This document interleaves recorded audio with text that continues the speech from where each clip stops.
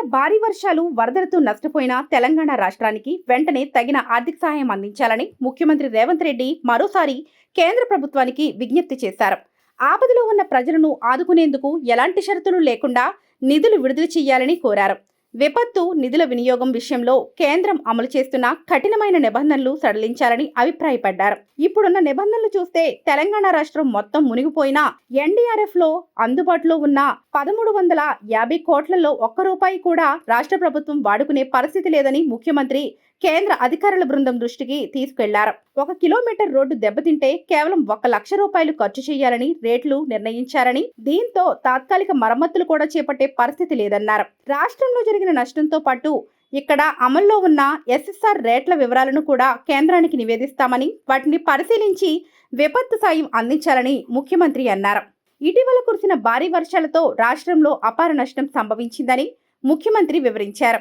ఇప్పటి వరకు వివిధ శాఖల నుంచి అందిన సమగ్ర అంచనాల ప్రకారం 10,032 కోట్ల నష్టం వాటిల్లిందని అన్నారు. ఇంకా పూర్తి వివరాలు రావాల్సి ఉందన్నారు. తనతో పాటు మంత్రులు, అధికారులు అప్రమత్తంగా వ్యవహరించడంతో భారీగా ప్రాణ నష్టం తప్పిందని చెప్పారు. వేలాది ఇండ్లు దెబ్బతిన్నాయని, లక్షలాది ఎకరాల్లో పంట నష్టం వాటిల్లిందన్నారు. పంట పొలాల్లో బండరాళ్లు, కంకర, మట్టి మేటలు వేయడంతో రైతులు కోలుకోలేనంత నష్టపోయారని చెప్పారు. చాలా చోట్ల రహదారులు, రోడ్లు, కల్వర్ట్లు, చెరువులు కొట్టుకుపోవడంతో నష్టం ప్రాథమిక అంచనాలను మించిపోయిందని వివరించారు. రాష్ట్రంలో వరదలతో వాటిల్లిన నష్టాన్ని పరిశీలించేందుకు వచ్చిన కేంద్ర అధికారుల బృందంతో ముఖ్యమంత్రి రేవంత్ రెడ్డి సమావేశమయ్యారు. శుక్రవారం సచివాలయంలో జరిగిన ఈ సమావేశంలో ముఖ్యమంత్రితో పాటు రెవెన్యూ శాఖ మంత్రి పొంగులేటి శ్రీనివాసరెడ్డి, ఖమ్మం ఎంపీ రఘురాంరెడ్డి, సీఎం సలహాదారు వేం నరేందర్ రెడ్డి, ప్రభుత్వ ప్రధాన కార్యదర్శి శాంతికుమారి తదితర అధికారులు పాల్గొన్నారు. ఖమ్మం పట్టణంలో మున్నేరు వాగుతో ఉన్న వరద ముప్పును నివారించేందుకు రిటైనింగ్ వాల్ నిర్మించడమే శాశ్వత పరిష్కారమని ముఖ్యమంత్రి స్పష్టం చేశారు. రిటైనింగ్ వాల్ నిర్మాణానికి కేంద్రం తగినన్ని నిధులు కేటాయించేలా చూడాలని కోరారు. రాష్ట్ర ప్రభుత్వం తన వంతుగా నిధుల వాటాను భరించేందుకు సిద్ధంగా ఉందన్నారు. రాకాసి తాండా, సత్యనారాయణ తాండాతో పాటు లోతట్టు ప్రాంతాల్లో ఉన్న తాండాల ప్రజలను సమీపంలో సురక్షితంగా ఉండే ప్రాంతాల్లో ఇళ్లను కేటాయిస్తామని చెప్పారు. ఇండ్ల నిర్మాణాలకు అవసరమైన సాయం అందించాలని కేంద్రాన్ని కోరుతున్నామన్నారు.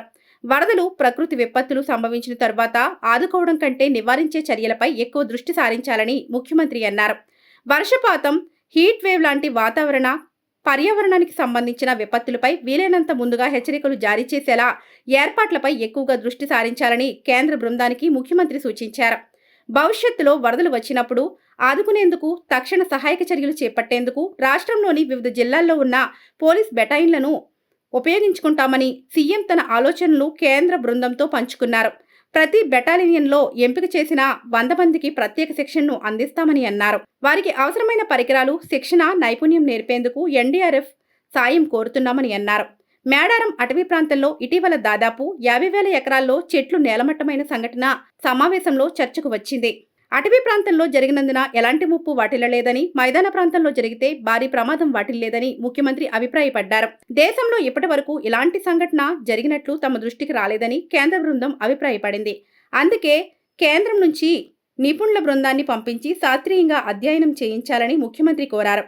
అలాంటి సంఘటనలు జరగకుండా తీసుకోవాల్సిన జాగ్రత్తలను కూడా పరిశీలించాలని సూచించారు. ఢిల్లీ నుంచి వచ్చిన కేంద్ర అధికారుల బృందం 2 బృందాలుగా విడివడి 2 రోజులుగా ఖమ్మం, మహబూబాబాద్, సూర్యాపేట జిల్లాల్లో పర్యటించింది. భారీ వర్షాలతో వరదలతో దెబ్బతిన్న ప్రాంతాలను పరిశీలించింది. ఎన్డీఎంఏ సలహాదారు కల్నల్ కేపీ సింగ్ సారథ్యంలోని ఈ బృందంలో కేపీ సింగ్తో పాటు శాంతినాథ్ శివప్ప, మహేష్ కుమార్, నాయల్ కాన్సన్, రాకేష్ మీనా, శశివర్ధన్ రెడ్డి ఉన్నారు.